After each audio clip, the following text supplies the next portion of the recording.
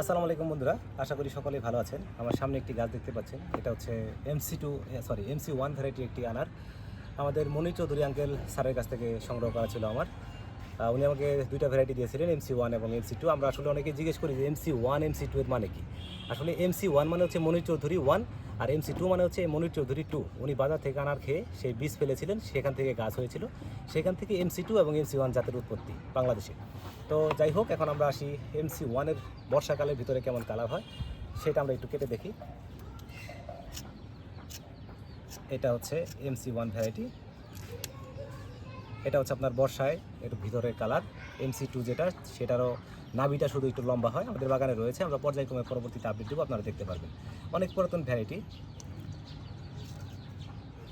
এটার বয়স, আনারটার বয়স সম্ভবত হচ্ছে আপনার 20-22 দিনের একটু বেশি হবে, মাসখানেকের মতো, কারণ চামড়াগুলো এখনও ভিতরে হলুদ, মাসখানেকের কাছাকাছি হতে পারে।